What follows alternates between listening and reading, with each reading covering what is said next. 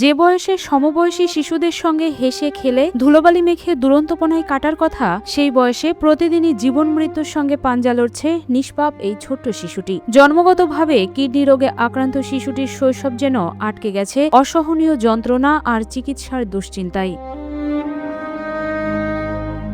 প্রতিটি দিনই কাটছে অনিশ্চয়তায়। সন্তানের মুখে আবারও হাসি ফোটার আশায় দিন গুনছেন স্বজনরা, কিন্তু ছেলের এমন অসহায় অবস্থার সামনে এখন নির্বাক হয়ে পড়েছেন মা। চোখের সামনে সন্তানের কষ্ট দেখা ছাড়া যেন আর কিছুই করার নেই তার। আমার ছেলেটা ভাত পানিও খাতে পারে না, বেশি পেট ফুলা। আমার ছেলেটা অনেক সময় আমার বলে, আম্মু আমার পেটে ব্যথা করে, আমি কিছু বলতে পারি না। ছেলের নিঃস্ব আমরা এখন আর পাচ্ছি না।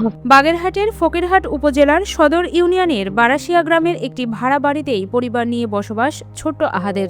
বাবা রুবেল মোল্লা পেশায় অটোরিকশা চালক। 4 সদস্যের এই পরিবারটি সামান্য আয়ে কোনোমতে দিন পার করছিল, কিন্তু ছোট্ট আহাদের অসুস্থতা যেন সেই টানাপোড়েনের সংসারে আরও গভীর অন্ধকার নামিয়ে এনেছে। সন্তানের চিকিৎসার খরচ জোগাতে এখন দিশেহারা হয়ে পড়েছে পরিবারটি। আমি আমার দুটো ছেলে সন্তান, আমার ছোট সন্তানের কিডনি রোগে আক্রান্ত 2 বছর আগে, 2 বছর বয়স তখন থেকে কিডনি রোগে আক্রান্ত।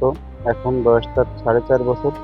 আমি এই 2 বছর 2.5 বছর তার খরচ প্রায় 7 থেকে 8 লাখ টাকা। বয়স যখন মাত্র 2, তখনই হঠাৎ তীব্র অসুস্থ হয়ে পড়ে আহাদ। দ্রুত তাকে স্থানীয় উপজেলা স্বাস্থ্য কমপ্লেক্সে নেওয়া হলে প্রাথমিক চিকিৎসা শেষে উন্নত চিকিৎসার জন্য খুলনায় পাঠানো হয়। সেখানে বিশেষজ্ঞ চিকিৎসকের পরামর্শে বিভিন্ন পরীক্ষা নিরীক্ষা করা হয়, আর তাতেই ধরা পড়ে জন্মগতভাবেই জটিল কিডনি রোগে আক্রান্ত আহাদ। চিকিৎসকরা জানান তার ডান কিডনিটির কার্যক্ষমতা প্রায় শেষ পর্যায়ে চলে গেছে।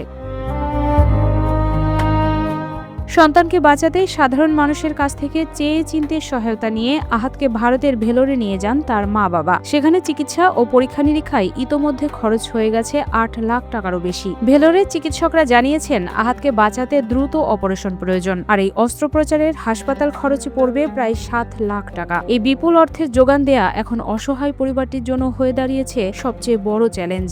আমি ইন্ডিয়ায় গেছি, ভেলোর গেছি এবং কলকাতায় গেছি। সব জায়গায় গিয়ে তাকে ট্রিটমেন্ট করার জন্য চেষ্টা করেছি, কিন্তু টাকার অভাবে পারি না।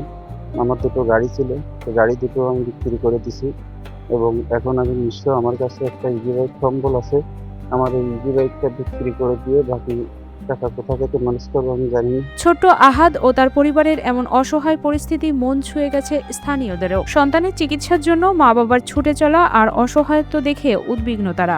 আমার বাড়ির পাশে রুবেল একজন ইজি বাইক ড্রাইভার, তার একটা বাচ্চা দীর্ঘদিন ধরে অসুস্থ।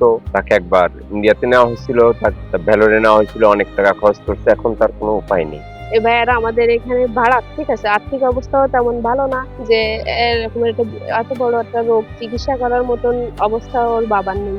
এই পরের বাসায় ভাড়া থেকে এই ইজি বাইক চালায় এত বড় ট্রিটমেন্ট করাও আসলে এত বড় মধ্যবিত্তদের সম্ভব না। ছোট্ট আহাদকে বাঁচাতে এখন প্রয়োজন দ্রুত অস্ত্রোপচার, অথচ বিপুল এই চিকিৎসা ব্যয় বহনের সামর্থ্য নেই অটোরিকশা চালক বাবার। সন্তানের জীবন বাঁচাতে অসহায় মা বাবা এবং স্থানীয়দের আকুতি তাই সমাজের বিত্তবান ও হৃদয়বান মানুষের কাছে। সামর্থ্য অনুযায়ী একটু সহযোগিতাই পারে মৃত্যুর মুখ থেকে ফিরিয়ে দিতে ছোট্ট আহাদকে, ফিরিয়ে দিতে পারে তার হারিয়ে যাওয়া শৈশবের হাসি। যে কোনো একটু সাহায্য করেন আমার ছোটরে এখন আমরা পাচ্ছি না কোনো কিছু করতে। আমরা নিঃস্ব, বাসা ভাড়া থাকি আমরা।